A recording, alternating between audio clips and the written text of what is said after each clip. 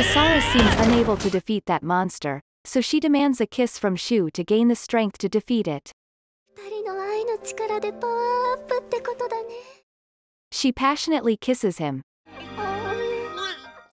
and after gaining strength, she completely ignores the monsters and rushes to attack Ayano, Shu's second lover. Perhaps the power of love has turned her into a yandere girl. 本当は泥棒猫ってどこにで When も Shu realizes that the situation is not good, he rushes out to stop them. He is knocked back, perhaps because Kasara's jealousy has taken over her mind. With no other option, Shu quickly throws his house key away. Thanks to this, Shu was able to stop Kasara's jealousy.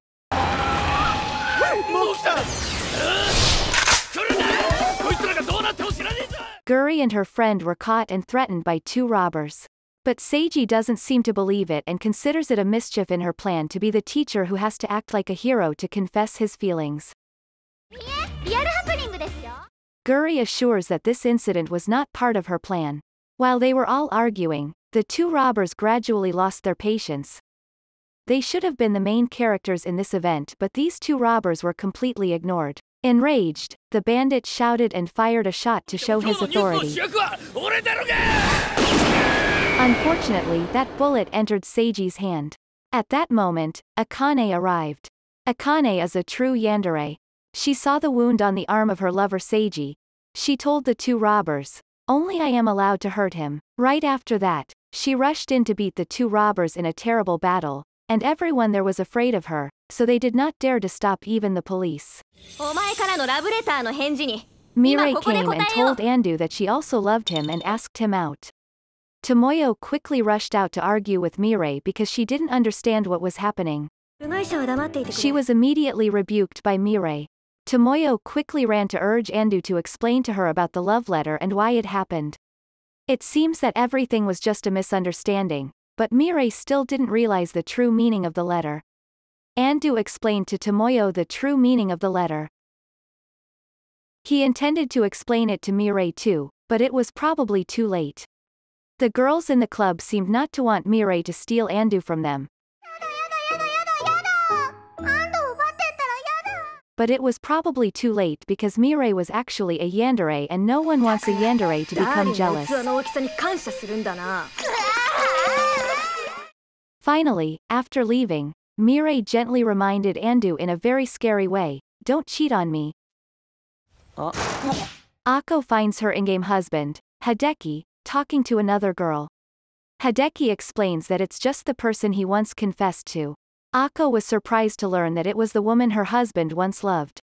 Her eyes were filled with jealousy. あの女、目に物を。 After that, she decided to take a few days off from school to deal with the person Hideki once loved. Ako said to Hideki, "What's the difference between reality and online games?" Perhaps the two had quarreled after that incident, so Hideki was upset. Two of Hideki's friends found him very upset at the water vending machine. They said that she's still his wife in the game, anyway. Hideki denies it because it's only in the game.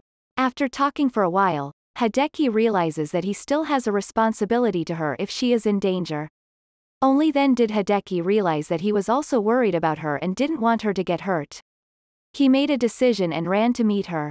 When he arrived, it was surprising that the person he had confessed his feelings to was a teacher at the school, and Ako was the one who found out that secret. そうよ。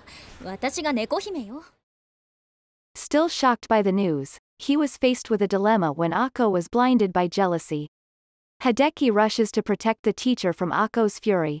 But it seems that Hideki's worry was unnecessary because the teacher took action and knocked out Ako. Kaho heard strange sounds coming from Mafuyu's room. She went to check it out and discovered a shocking secret. Mafuyu was sniffing a man's clothes. とってもフルーティー。 Kaho was terrified and ran away. Mafuyu noticed Kaho and crazily chased after her. Kaho continued to run away from Mafuyu's terrifying expression. She hid in a warehouse to avoid being caught by Mafuyu but was eventually discovered. 見つけた。 Kazuo unexpectedly arrived and rescued her by throwing a package containing the clothes of the man that Mafuyu loved. Mafuyu ecstatically savored the scent of the clothes. 食ったわ。 Later, when Mafuyu calmed down, she explained to Kaho why she did it. Mafuyu explained that there was nothing wrong with smelling the scent of someone she loved. When Kaho disagreed, Mafuyu's true expression was revealed. The expression of a yandere, and a yandere is capable of doing anything to satisfy their love. After witnessing Takumi standing in front of the hotel with another girl, Ao saw the girl kick Takumi hard in the nuts and drag him into the hotel. Ao returned home feeling upset and took a long bath, thinking about the possibilities of what the two of them could have done together, making her extremely jealous. She ended up fainting from soaking in the hot water for too long. When she woke up, she saw Takumi by her side and wondered why he was there, assuming he had gone to the hotel with the other girl. She decided to be straightforward with him and told him that she saw him with someone else. Takumi explained that the hotel does not allow high school students to rent rooms, and that the girl was a yandere who he did not like and had left. He had not done anything with her at all. After a long time, Al decided to return home to visit his parents. As soon as he arrived at the door, his mother rushed out to hug him with the tremendous amount of love and longing she had for him.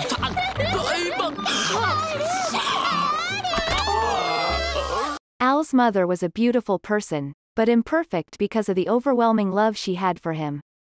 While she was passionately embracing her child, Al's father stepped out. Al's mother turned back with an angry face when he dared to ruin the moment of their reunion. Al's mother made an incredibly sumptuous meal with all her love, and Al chatted about a girl named Ruri who also cooked well. Al's mother's expression immediately changed, and she asked who Ruri was.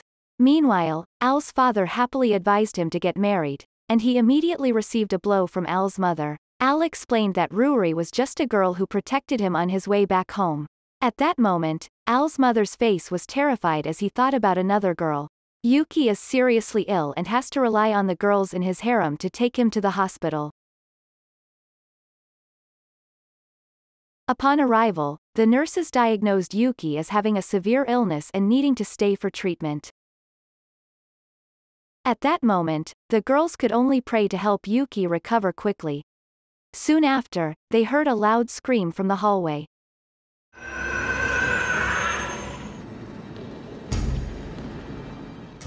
They saw a mysterious and terrifying girl dragging a patient. It turned out to be Eriko, who was searching for her soulmate in life, and that was Yuki. Eriko was madly in love with Yuki and was famous for being the scariest person in the area. That night, after passing by the room, Eriko immediately recognized Yuki's breathing. She went in to verify and finally found him. The next morning, she voluntarily took care of him and gave him a gift. そうそう。さっき来たお友達から素敵なものをいただいたんです。 It was a cursed ring for couples that would keep them together for life. 永遠のちぎりを。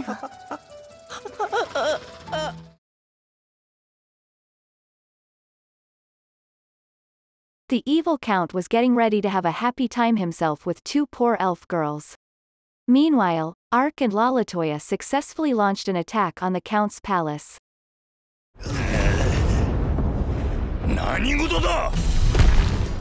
They broke in, and Lalatoya immediately delivered a powerful kick to the count's weakest point, knocking him out cold. When he came to, Lalatoya continued to brutally beat him with multiple kicks. After that, he paid the price to the two elf girls. The Handa fan club was angry when they found out that Handa was being stalked. They decided to catch the person who was following him. Upon hearing the news, Miyoko, a girl with an incredibly strong yandere instinct, appeared. She loved Handa with all her life. She was the one who always eliminated any girls who had intentions of approaching Handa in the dark, and her nickname was Eraser. She quickly discovered the person who might be stalking Handa, and appeared to tie up the suspect. She beat up anyone who dared to bother the one she loved. With all her efforts, she always secretly kept an eye on Handa and didn't allow any girl to approach him. No one is allowed to influence the person Miyoko loves.